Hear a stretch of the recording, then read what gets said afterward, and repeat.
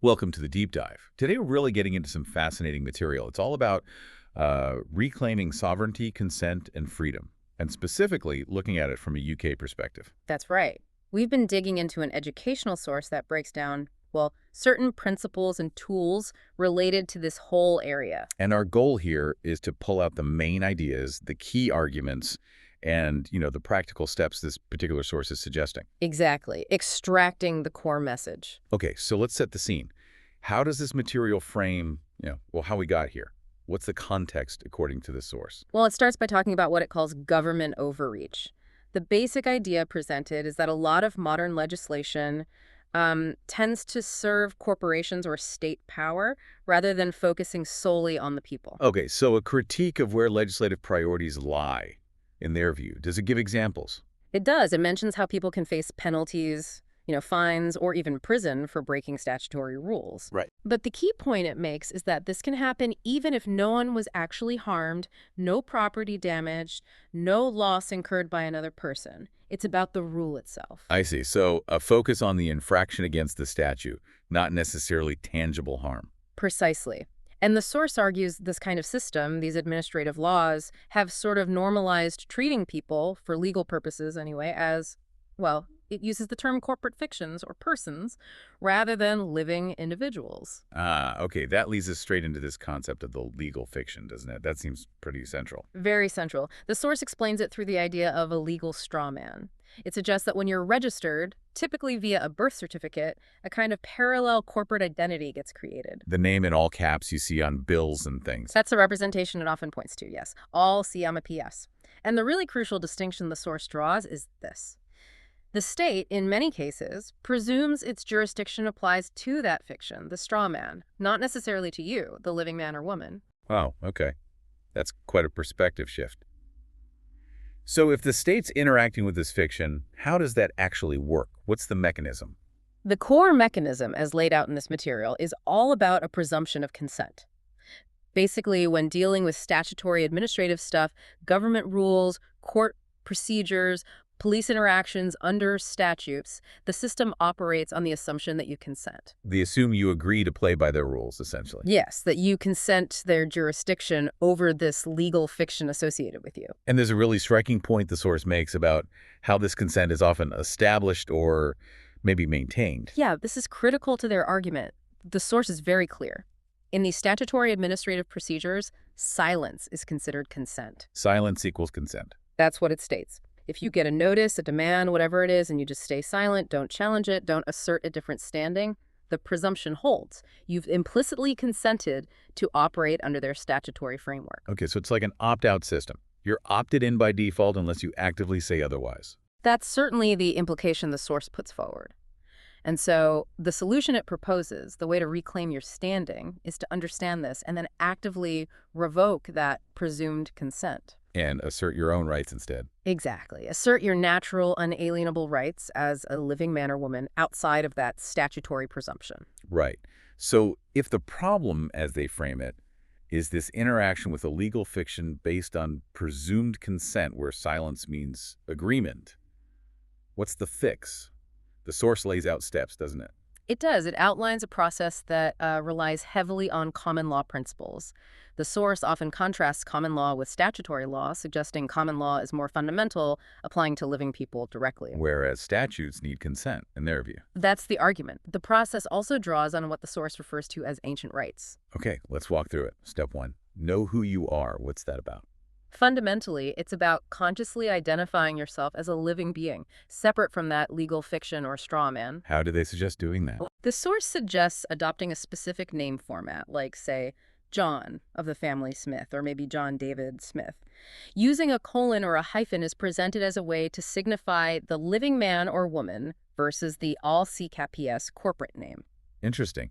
And the thinking behind that format is? It's about embedding and communicating the understanding that you are not that corporate entity, not property of the crown. You are, as the source puts it, a living man or woman under divine or natural law, possessing inherent rights from birth. Got it. Step 1 is internalizing and starting to signal that distinction. Step 2 then moves into creating specific lawful documents. What's their role? These documents are presented as, well, essential tools. They're designed to formally declare your status, the status you identified in step 1, and assert your rights in a way that directly counters that presumption of consent we talked about. Okay, making it official, so to speak. Let's look at the first one mentioned, the Affidavit of Status. Right. The Affidavit of Status, according to the source, is basically your sworn statement. It formally declares, I am a living man-woman, not this corporate fiction, and lays out your fundamental rights. What kind of things would be in it? Key clauses. The source mentions clauses like stating you're not subject to statutory authority unless you explicitly consent. Also, stating that you stand under common law, reserving all your divine and natural rights. It's like your foundational declaration of standing. Okay, putting your stake in the ground legally.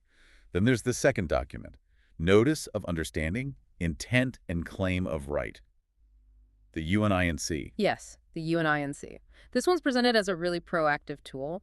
In it, the source explains you declare you understand your rights, you state your clear intent not to consent to unlawful authority, and you make a formal claim for the protection of your rights under law. And what are the key parts of that, according to the source? It emphasizes clauses that assert statutory laws are like contracts, so they need your agreement to be binding on you, the living person. No consent, no contract. Essentially, no consent means no jurisdiction, which means no lawful authority over you. And crucially, this notice usually demands the recipient rebut your claims point by point within a set time, often 21 days. And if they don't? If they don't provide a full rebuttal, the notice often states that their silence signifies agreement with your position.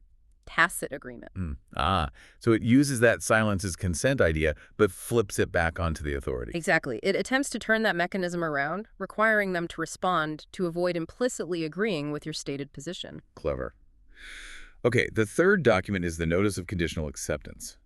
How does that fit in? This one, the source suggests, is more of a tactical response. You use it when an authority, council, police, agency, whatever makes a claim or demand against you. So instead of just saying no. Right. Instead of arguing or refusing outright, you conditionally accept their claim if, and this is the key part, if they can first prove certain things. Like what? What conditions would you set? The source gives examples like, proof that I, the living man-woman, have actually caused harm, loss, or injury to another real person or their property. Or, show me the valid contract, signed in wet ink, that binds me, the living being, to the specific rule you're citing. Or just prove you have lawful authority over a living man in the first place. Exactly. You're essentially saying, okay, I'll potentially accept your claim, but first, you need to establish your lawful grounds for making it against me, the living individual, not just the fiction. So it puts the burden of proof squarely back onto them. That's the strategy outlined, yes. Shifting the onus from assumed compliance to requiring proof of jurisdiction and claim. Okay, so you prepare these documents. Step 3 is about serving them correctly. The source seems quite particular about this. It is. It stresses the practicalities. You need to print them, sign them in wet ink, not digitally. Real ink on paper. Yes. And then get them witnessed, usually by 2 others, or formally notarized. And critically, send them using a tracked postal service, like Royal Mail signed for or special delivery. You need proof they received it.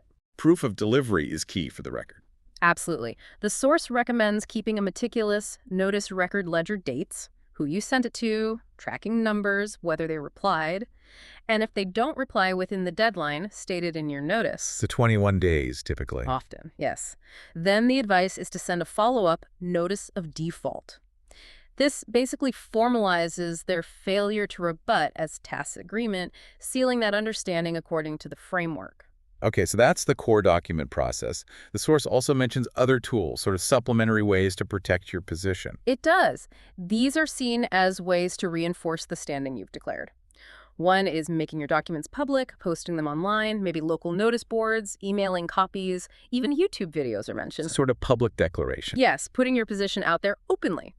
Other things mentioned include putting up signs on your property, private property, common law, no trespass, that kind of thing. Physical markers. Right.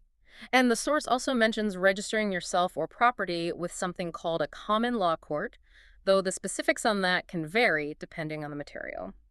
And if you are approached by authorities after doing all this, what's the guidance? The consistent advice in the source is, don't get drawn into arguing about their statutes or rules. Instead, refer them back to your notices. Point them to the paperwork. Essentially, yes. Your notices state your position non-consent, demand for proof of claim. The logic presented is that statutes, in this view, only apply if you've consented, and your notices clearly state you haven't.